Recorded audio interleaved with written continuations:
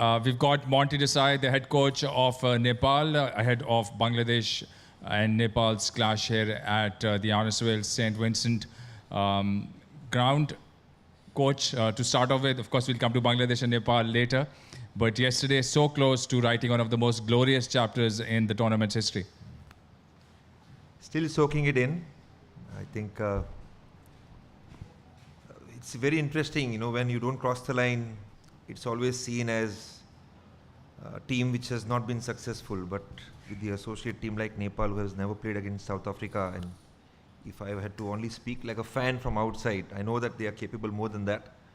But just as a fan who loves the game, I would say Nepal definitely have left their footprints with that game, and to let the test nations know, the world cricket know that they belong.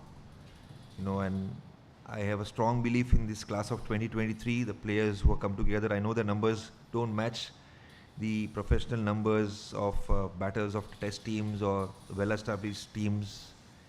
But I strongly believe that, when you talk about something never changed, this will go down as something will change forever for Nepal. It was early morning there in Nepal, and we have seen pictures, some absolutely amazing pictures once again coming with the kind of support that your fans provide you. They were all glued to the screen.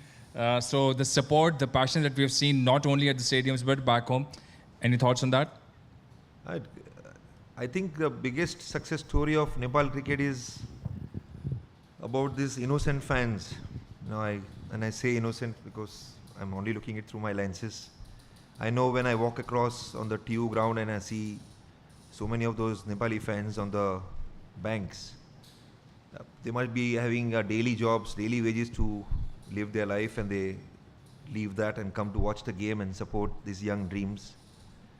They have stand with the umbrellas on under the rain in the past. When we qualified, they were standing on the roof. They were climbing the trees, and there are so many layers of definition of fans as 12th man for Nepal cricket.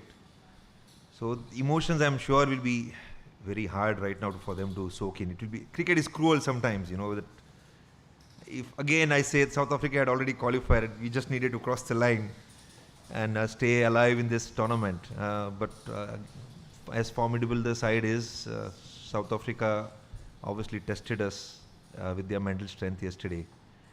But to the fans, I would urge that this is 16 months old story, and I keep saying that because 20th of Jan is when I personally came in. And I do not like to use the word I, but I'm just using it as an example of what I see through my lenses. I'll urge the fans back home, keep supporting these young dreams. With the limited resources, don't using an excuse, I think we have strided forward. The more we get exposure against these test nations, again another opportunity tomorrow, we'll go to that against Bangladesh tomorrow, and I think we'll be up for it. I know all it requires now in those one-ball battles is courage, and that is something which we are instilling and molding in these young dreams. Hi Monty, I'm seeing you right now also still emotional at the moment, and it's still yet to sink in the team.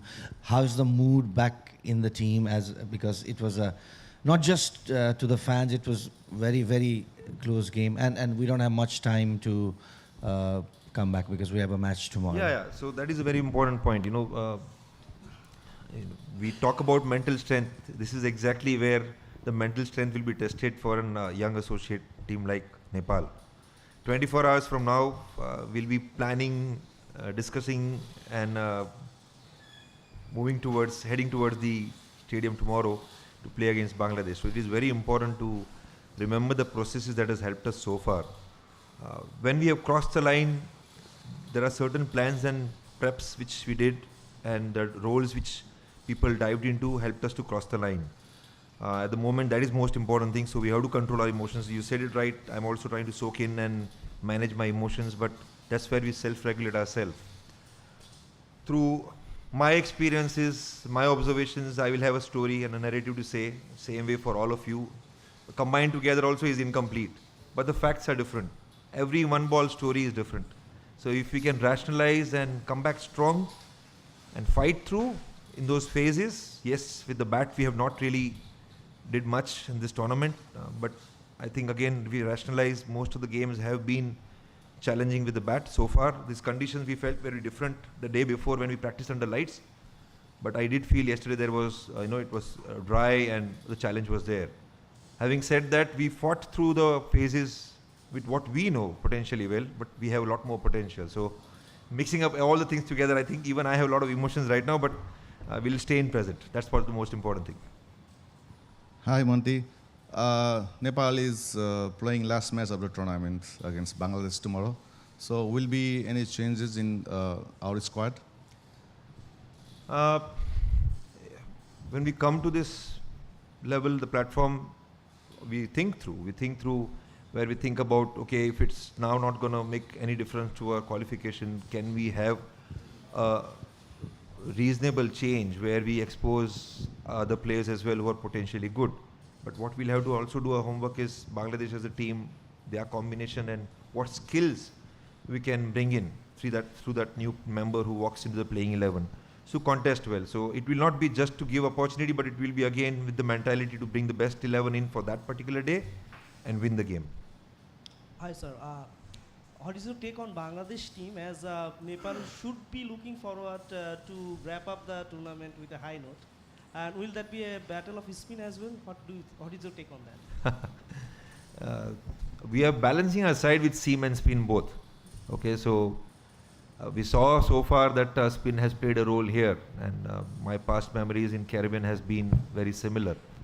But we have a balanced side, so what the surface offers, what the conditions offers tomorrow, accordingly we will present our challenges. What I'm really looking forward to is our batters showing little more courage and challenge and fight. And I know in the nets I've seen a lot more than what you guys have seen at the center out there. And I really want them to present that tomorrow. Well, just before the game against Nepal, Shakib Al Hasan scored a beautiful half century in last match. You must have seen his batting, his back in form. So do you have any specific plan on Shakib Al Hasan before tomorrow's game?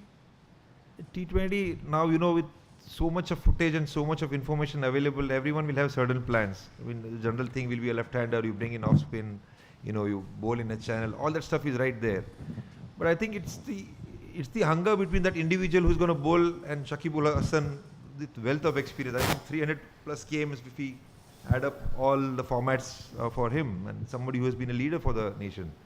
For us, it is about just contesting there and making sure that we picked up some important wickets yesterday as well against some well-established batters from South Africa. So similar challenges we will bring in. I will not disclose what kind of a plan we will put across Shakib, but I think there are a lot of plans that we think about. Hi coach, how are you? Pretty good.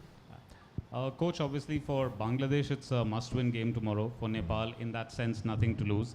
So are Nepal going to look to spoil Bangladesh's party because all the pressure will be on Bangladesh? We are building our story, so I'm not thinking about spoiling anyone else's party, but the way the message was in our dressing room is that we still want to live in a world of imagination where we want to believe that we crossed the line yesterday. And we want to think that we are on the 3 points, looking forward to Bangladesh and playing to qualify for Super 8. If we can bring that mentality tomorrow and fight till the end, cross the line, at least we'll go back with proud moment of crossing and then probably thinking about ifs and buts of other games. But yes, we want to put up a show. Coach, congratulations. It was a great match yesterday. I think you already see the wicket. Is there any difference between yesterday's wicket and today's wicket? No, today's wicket I have not seen, so I have no clue about it. But again, like I said, that T20, 120 balls, right? The game shifts so quickly. It's such a fast game. I think any surfaces out there, you have to adapt and adjust. And that's what I'm expecting. Inexperience, yes, but I would not put inexperience because at associate level, we have played a lot of T20 games. Inexperience in terms of superior skill that we come across. But the actual versus potential, there is a gap, and we want to close that gap by showing it more and more. Last question. We saw a lot of experts yesterday talk about the fact that in the next 10 years, Nepal would be a real force to reckon with, maybe even earlier. Would you just quickly dwell on the kind of the base and the strength that you have in the domestic cricket over there, and what's the number of players who are there who, of course, a lot more might have been inspired by the performances that you've put across in the tournament.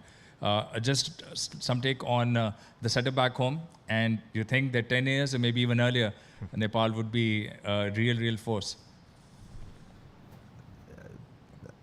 Difficult to again sum up the whole aspect of it, but maybe I will sound like a philosopher right now, but just like life, there are stories which are incomplete. Same way as an assistant coach I've seen with Nepal cricket long back when I was first introduced by Pubudu, the story that they were on. And at that point, Afghanistan and Nepal were neck to neck. In fact, Nepal had beaten Afghanistan in the last World Cup in 2014 when they had represented under Paras Khadka's leadership. And at that point, I felt that, they will also keep climbing up. But somewhere they missed the train and they were 10 years behind. I would not like another 10 years for Nepal cricket. I think we will take the responsibility, of course, as a group together. Look, I've said this before as well. I treat all these cricketers like kids.